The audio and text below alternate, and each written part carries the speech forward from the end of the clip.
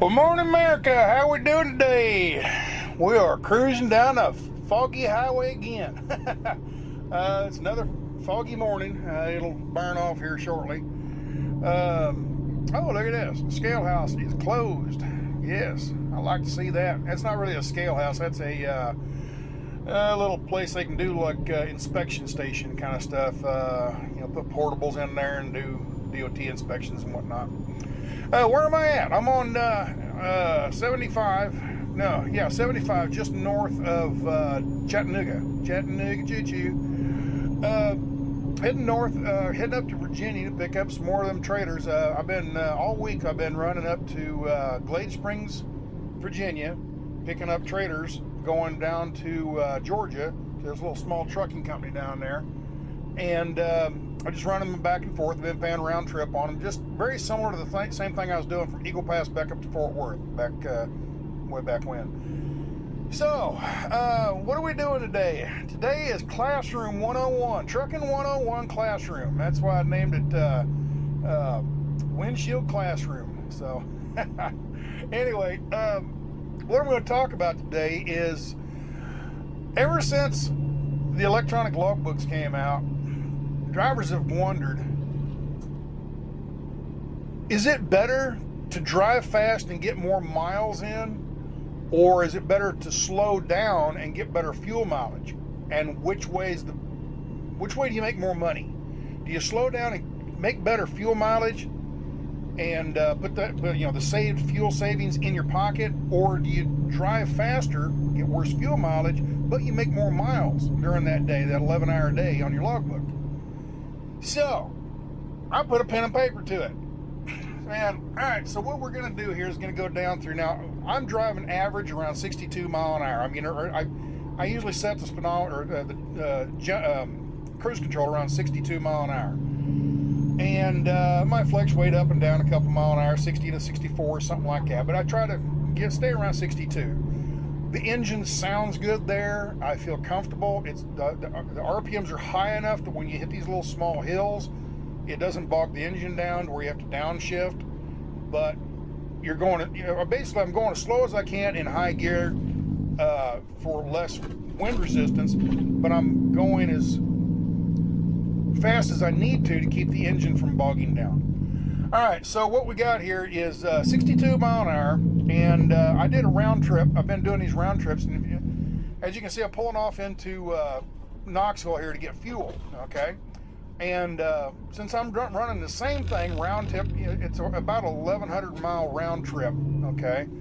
And I'm getting, when I drive 62 mile an hour, I get about 8.2 mile a gallon, okay?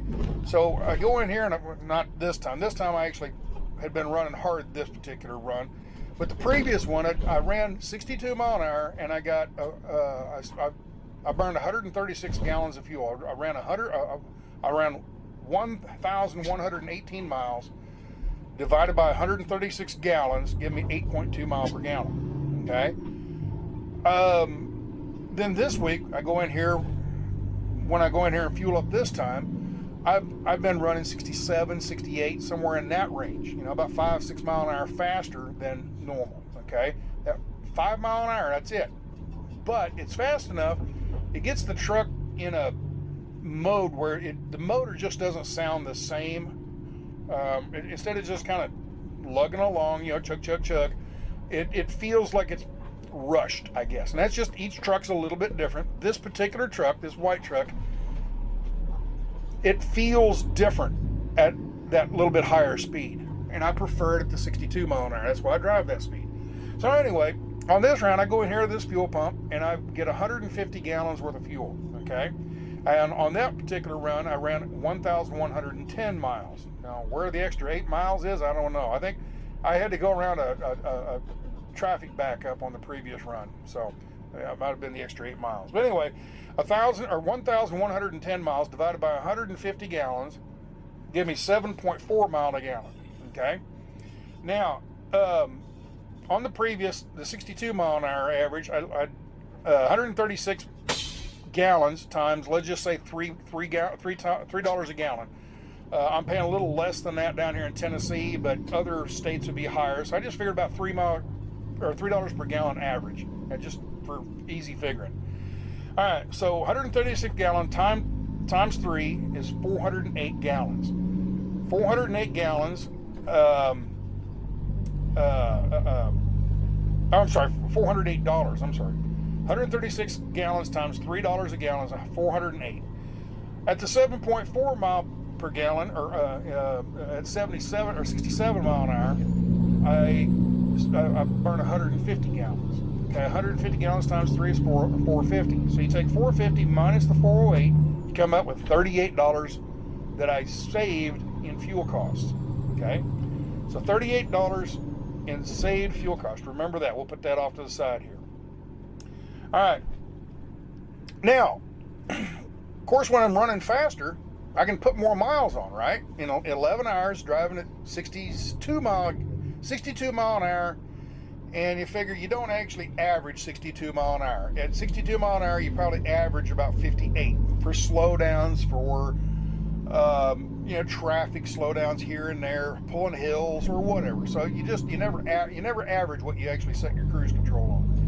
So let's just say I average 58 miles per hour, or average 58 miles per hour at the 62 mile an hour speed cruise control. Okay, times 11 hours in a day, that gives me 638 miles. So 638 miles at 67 mile an hour.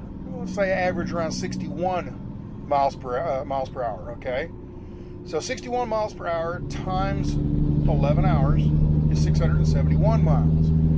The difference of 671 divided or minus 638 gives you 33 extra miles. So it's 33 extra miles doing owner-operator stuff like what I'm doing right now. Let's say $1.50 a mile to me. Okay, that gives me an extra $49.50 per day. Okay, so I can either drive fast and make $49 more, or I can drive slow and save $38 in fuel. So there you go. For driving fast gets you a little bit more money, but not much. $10. $10 a day kind of difference. That's it.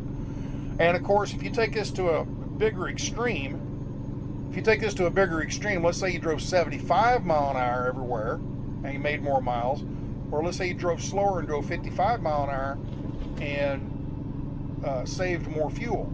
Okay, all in all, it kind of averages out. So you guys driving down the road, hurry, gotta hurry up and get somewhere. Drive 75 mile an hour everywhere you go. You're making a little bit more money, but you're blowing it all out your exhaust stack.